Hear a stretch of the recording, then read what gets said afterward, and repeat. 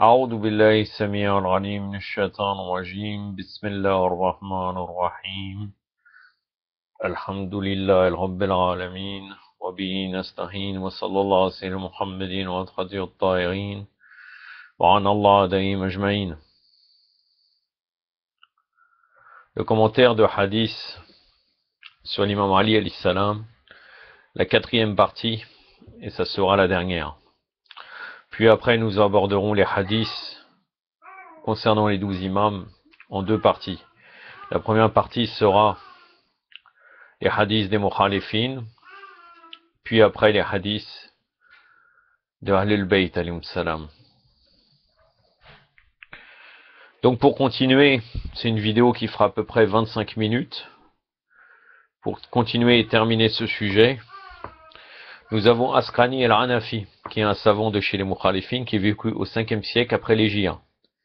Raconte de la part de Mujahid, qui fut l'un des grands tabérines, selon les Mukhalifin, et l'un des plus célèbres interprètes de son temps, qu'il y avait pour Ali, alayhi salam, 70 mérites et vertus, dont aucun des proches compagnons du prophète ne les avait possédés. Et toutes les vertus, si on groupait toutes les vertus des proches compagnons du prophète, l'imam Ali alayhi salam les possédait aussi tous. Ça c'est dans Shahwat et Tanzil, le volume 1, la page 17.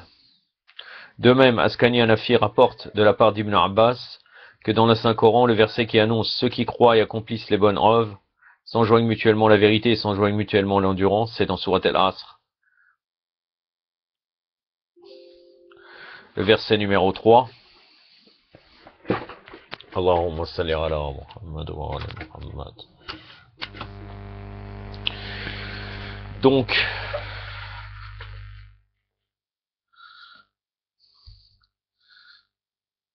أعوذ بالله السميع العليم من الشيطان الرجيم إلا الذين آمنوا وعملوا الصالحات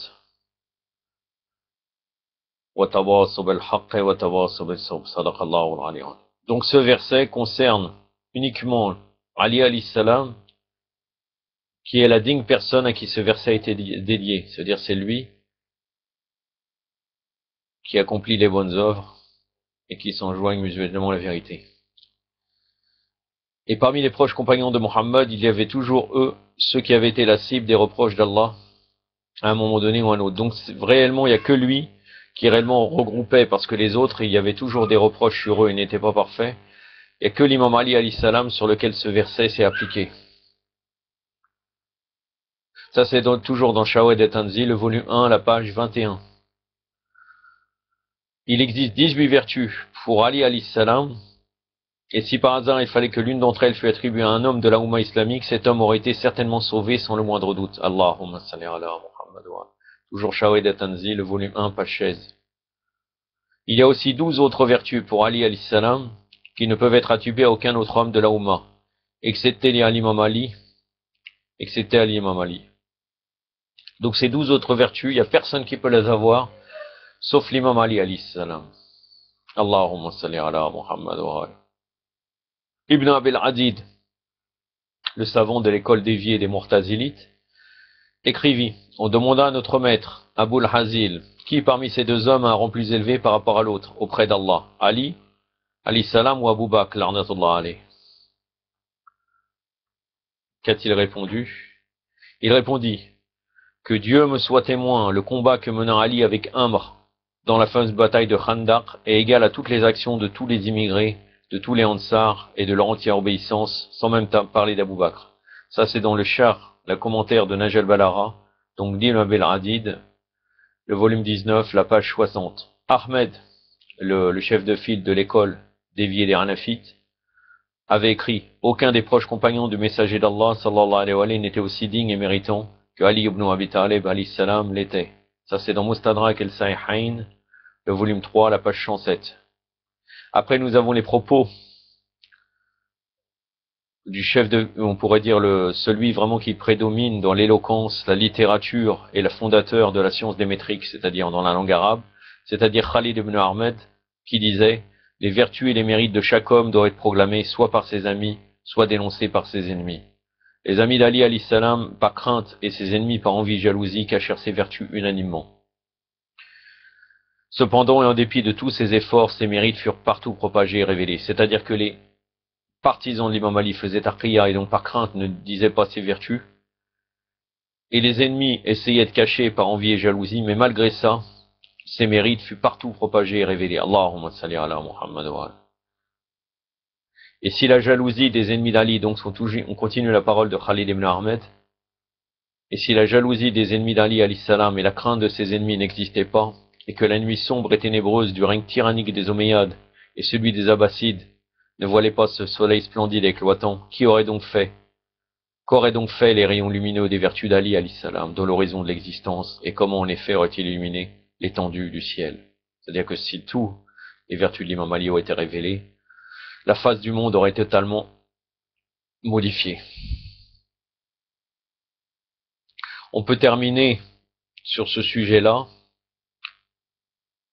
en citant deux versets qui ont été descendus pour le rang illustre de l'imam Ali et sa digne position et son éminence glorieuse. Allah subhanahu wa ta'ala nous dit dans Surat Al-Maïda, le verset 55, la sourate de la table servie, le verset 55. Vous n'avez pas d'autre allié que Allah, son messager et les croyants qui accomplissent la salat, s'acquittent de la zakat et qui sont rakeroun, c'est-à-dire qui s'inclinent devant Allah par soumission et obéissance. Ceux qui font le recours. Surat Al-Maïda, le verset 55, c'est un verset très connu. C'est la sourate numéro 5. أعوذ بالله السميع العليم من الشيطان الرجيم إنما وليكم الله ورسوله والذين آمنوا الذين يقيمون الصلاة ويؤتون الزكاة وهم راكعون صدق الله العلي العظيم. C'est la version en entier. Donc les grands ulama des mukhalifines ont confessé pour leur part que ce noble verset avait été descendu pour le haut mérite du Seigneur des croyants, Amir al-Mu'minin Ali alayhi salam. Et nous nous limitons donc à vous raconter uniquement ce qu'a dit Fakhr al-Razi. Il me semble que Fakhr al-Razi, de mémoire, c'est le tafsir Kashaf. Fakhr al-Razi nous dit, Abu Dar, radiyallahu anhu, avait raconté, un jour je m'acquittais de la prière du midi auprès du noble prophète sallallahu alayhi wa sallam lorsqu'un demandeur, c'est-à-dire un mendiant, entra à la mosquée. Personne ne lui offrit d'aumône. Ali alayhi salam, qui était dans la position de recours, c'est-à-dire que son échine était courbée pour se prosterner devant Allah, avant de se prosterner, fit signe au demandeur de s'approcher de lui. L'un de ses doigts était orné d'une bague. Le demandeur s'approcha et avec la permission silencieuse d'Ali lui retira la bague de son doigt. Le prophète sallallahu alayhi wa sallam, en témoignant de cette belle scène, fut extrêmement touché. Il éleva alors les mains au ciel et invoqua Allah omnipotent et miséricordieux et lui déclarant passionnément, Ô Seigneur bien-aimé, mon frère Moussa te pria et t'invoqua ainsi, Ô Seigneur, ouvre-moi ma poitrine. Ça c'est dans Surat Taha, le verset 25 et 26. Et tu fis descendre ce verset, nous allons par ton frère fortifier ton bras et vous donner des arguments irréfutables. Ça c'est dans Surat le récit, le verset 35. Je passe car c'est au milieu de l'invocation, donc je vais pas vous citer en arabe pour éviter la lourdeur. Ô doux Seigneur, je suis Mohammed sallallahu alayhi wa sallam, ton esclave et ton serviteur. Ouvre-moi ma poitrine et facilite-moi ma tâche, et désigne-moi un ministre de ma propre famille, et fortifie mon dos avec sa présence. Abu Dar continua et dit, je jure devant Allah que la parole du messager d'Allah n'était pas encore terminée, que l'ange Gabriel descendit avec ce fameux verset.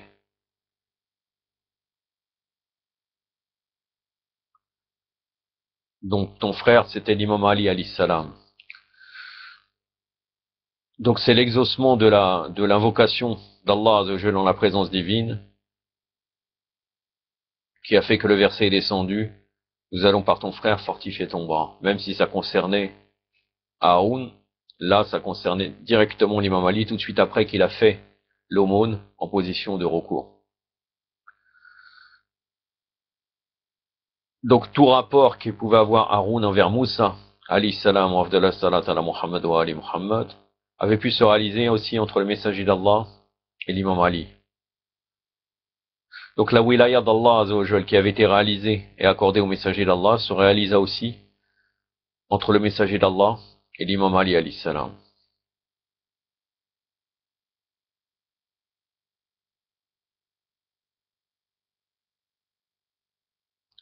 Un deuxième verset pour terminer, à ceux qui te contredisent à son propos, maintenant que tu en es bien informé. tu n'as qu'à dire, ô Mohammed, Mohammed entre parenthèses, il n'est pas cité comme cela dans le verset. Venez, appelons nos fils et les vôtres, nos femmes et les vôtres, nos propres personnes et les vôtres, puis implorons Allah pour qu'il frappe de sa malédiction les menteurs. La sourate Al-Imran, donc la famille d'Imran, le verset 61. C'est la sourate numéro 3.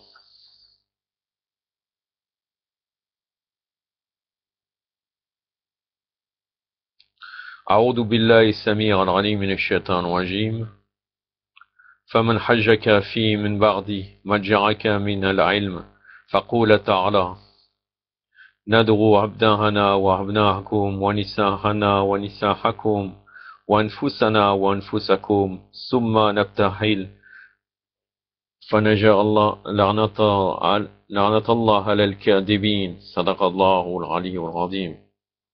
Donc c'est le verset en entier. Donc dans ce verset, on pourrait dire qu'il y a 3 points essentiels.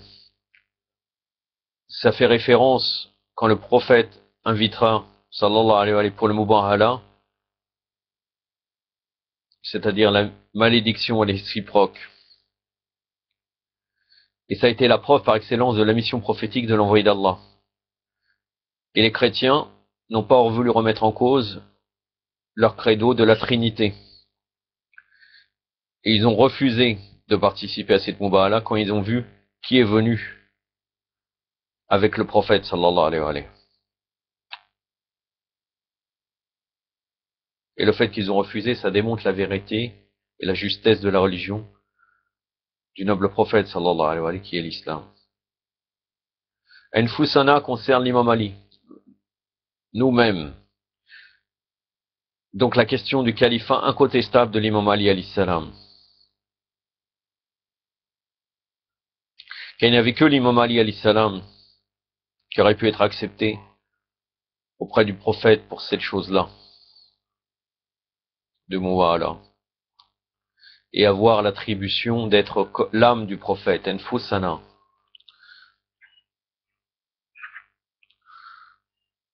Et le terme Abnahana, vos fils, se réfère au Seigneur Al-Hassan et Al-Hussein, salawatullah alayhima. Et Nisahana, vos femmes, se réfèrent à Hazrat Fatima Az-Zahra alayhi salam, dame Fatima Az-Zahra. Et Enfusana donc se réfère à l'imam Ali alayhi salam. Et Fakhr al-Razi avait dit, pour parler de l'interprétation de ce noble verset, un hadith qui nous explique comment s'est passé le Mubahala. Lorsque le messager d'Allah sallallahu alayhi wa sallam offrit des arguments aux chrétiens de la région de Najran et qui s'obstinèrent dans leur ignorance, il leur déclara: Allah m'avait annoncé que si jamais vous n'acceptiez pas mon argument, je devrais vous proposer le Mubahala comme solution à cette crise et à ce conflit. Ils lui dirent: ô Abul Qasim, Allahumma salli ala Muhammad, laisse-nous réfléchir et nous te ferons savoir et nous reviendrons sous peu auprès de toi. Lorsqu'ils retournèrent vers les leurs, ils s'enfuirent directement chez leur chef et lui demandèrent: ô serviteur du Christ, ô Abdul Messih, que devrions-nous faire? Il leur répondit: ô gens, ô chrétiens, vous avez su que Muhammad sallallahu alayhi wa sallam est un envoyé d'Allah et vous a apporté la parole du Christ dans sa parole véridique. Je jure devant Allah que jamais un peuple ne fit le Mubahala sans que les vieux et les tout jeunes ne meurent. Si vous persistez à faire cela, vous allez être bien malheureux, et si vous incitez à ne pas lâcher votre religion, dites-tu adieu et retournez à vos villes.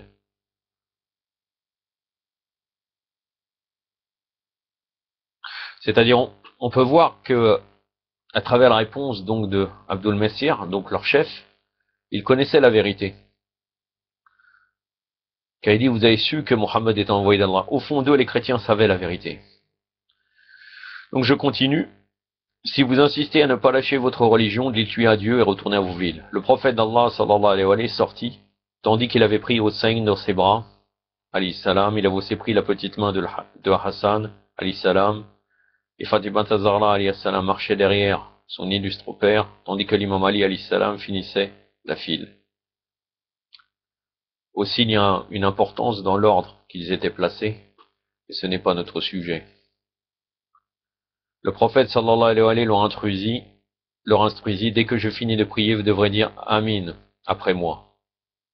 L'archevêque de Najran annonça alors: Ô chrétiens, voilà que j'aperçois des visages sanctissimes, de sorte que s'ils demandaient à Allah de faire mouvoir les montagnes, de par leur sanctier, de par leur sacralité, et ces beaux visages, Dieu déterrerait sûrement les montagnes. Ne faites donc pas le Mubahala, car vous serez tous anéantis. Ainsi donc il ne restera plus aucun chrétien sur la terre jusqu'au jour de la résurrection. Pour cela même, ils se retirèrent rapidement de l'antique pratique de Mubahala et acceptèrent la paix. Après la paix, le prophète sallallahu alayhi wa sallam annonçait: Je jure à celui qui détient ma vie dans ses mains, que la destruction et l'anéantissement s'étaient par trop rapprochés aux habitants de Najran. Car s'ils avaient voulu pratiquer le Mubahala, ils se seraient subitement métamorphosés en singes et en cochons, et leur habitation aurait pris feu, et avant que cette année ne finisse, ils auraient été tous détruits.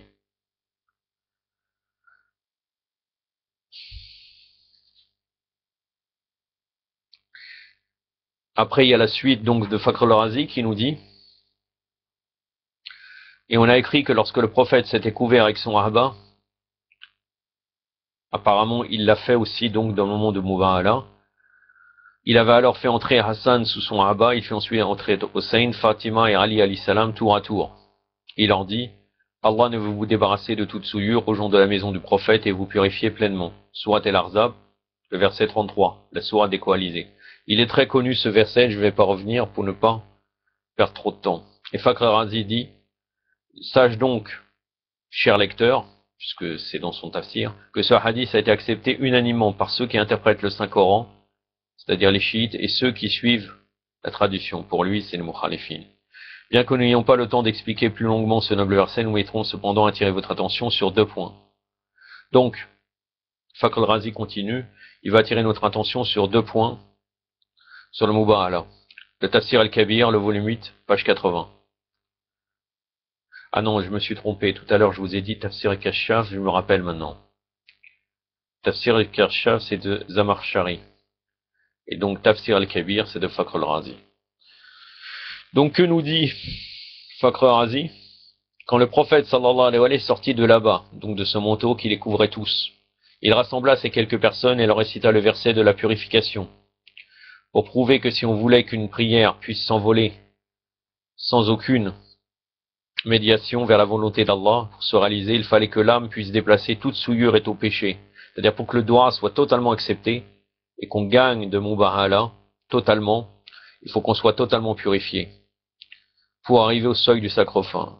Vers lui monte la bonne parole. Donc là, il fait référence au surat Fatir, le verset numéro 10. Et cette purification et cette pureté qui provenaient de la volonté divine se trouvaient uniquement dans les esprits de ce petit groupe. Surat Fatir, donc la sourate du Créateur. Allahumma salli ala Muhammad wa ali Muhammad. D'accord. C'est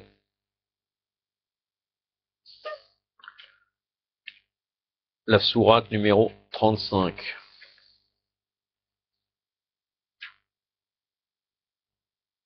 C'est uniquement une partie du verset.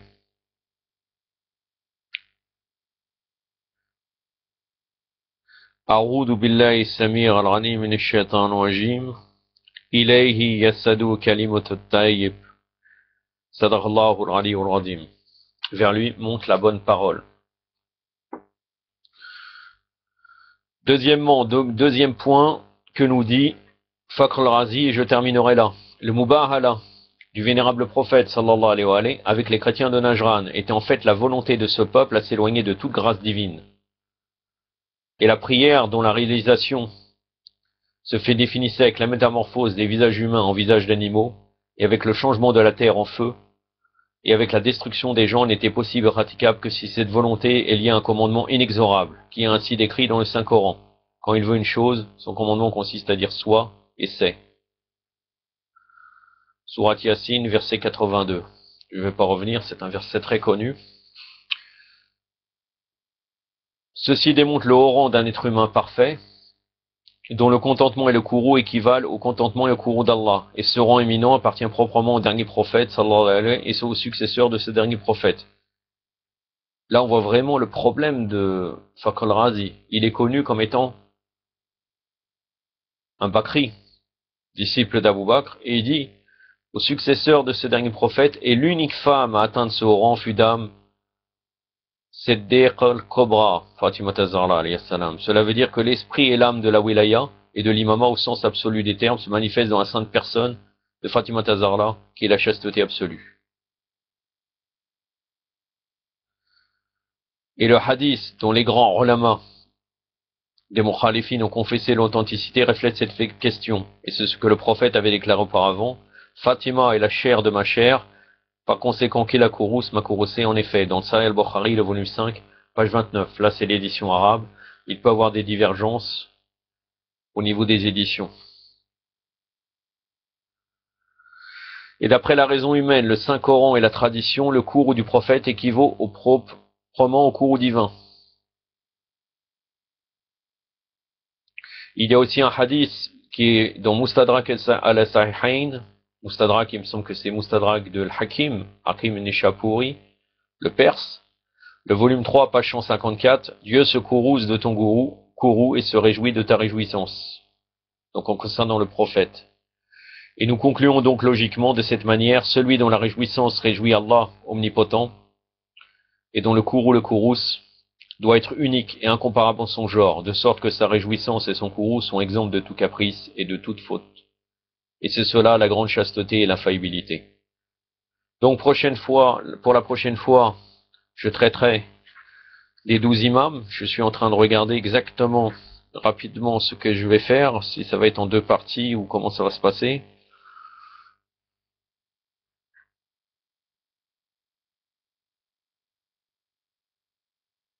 Voilà.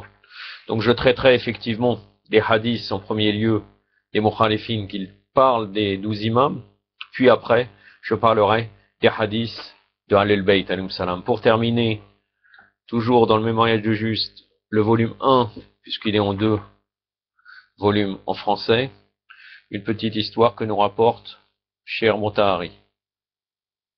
L'homme qui voulut de l'aide, méditant sur son passé, lourd de peine, il se remémorait quelques jours amers et pleins d'affliction s'étaient écoulés, lors desquels il n'était pas même en mesure d'assurer la subsistance journalière de son épouse et de ses enfants. Et il songeait à la façon dont cette courte phrase, rien qu'une phrase qui lui vint à l'oreille à 3 reprises, lui fortifia l'esprit et dévia le cours de son existence, le sauvant lui et sa famille de la pauvreté et de la misère qui les accablait. C'était un des compagnons du prophète sallallahu alayhi wa alayhi.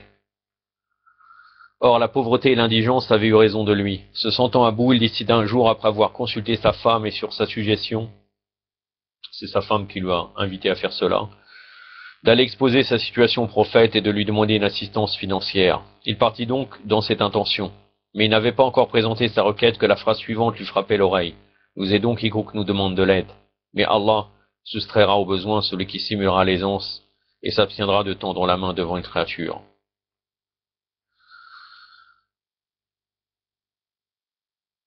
Il rentra chez lui et ce jour-là sans avoir soufflé mot.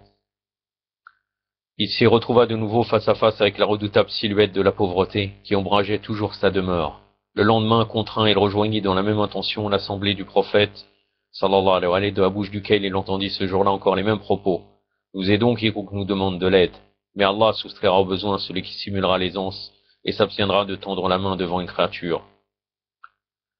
Il retourna chez lui, cette fois encore sans avoir présenté sa requête. Or, se voyant toujours dans la jungle de la pauvreté, faible, misérable et impuissant, il se rendit pour la 3e fois, et dans la même intention auprès du prophète, sallallahu alayhi wa sallam, et celui-ci remua à nouveau les lèvres pour répéter de ce même ton qui donnait vigueur au cœur et certitude à l'esprit les mêmes propos.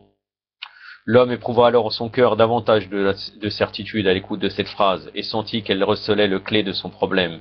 Il marchait en sortant d'un pas plus assuré, se disant « Je n'irai jamais plus en quête de l'aide et de l'assistance des créatures. Je me reposerai sur Allah et je recourrai à l'énergie et aux capacités qui ont été mises en dépôt dans mon être. Je le prie de m'accorder la réussite en ce que j'entreprendrai et de me préserver du besoin. » Quelle besogne suis-je donc de taille à effectuer, s'interrogeait-il. Il lui sembla qu'il relevait pour le moment de sa compétence d'aller ramasser du combustible dans la steppe et de le rapporter pour le vent. Le combustible donc ça devait être du bois. Il s'en alla donc emprunter une hache et partit pour la steppe. Il y ramassa du bois et le vendit. Savourant le plaisir tiré de son labeur, il poursuivit son travail durant les jours qui suivirent, jusqu'à devenir peu à peu en mesure de se procurer avec l'argent gagné une bête de somme, une hache et d'autres instruments de travail. Il persévéra ainsi dans son labeur, il persévéra ainsi dans son labeur jusqu'à se pourvoir d'un capital et de domestiques. Or le prophète sallallahu alayhi vint un jour à lui et dit, le sourire aux lèvres, ne l'avais-je pas dit, vous aidons quiconque nous demande de l'aide, mais Dieu soustraira au besoin celui qui simulera l'aisance. Allahumma salli ala Muhammad wa ali Muhammad. Vraiment, c'est un enseignement pour nous. Le meilleur donc c'est de ne jamais demander quelque chose aux gens et de compter uniquement sur Allah Azza wa Jal. يكتفي من عدا وصلى الله على سيدنا محمد وأطهاره الطاهرين والسلام عليكم ورحمة الله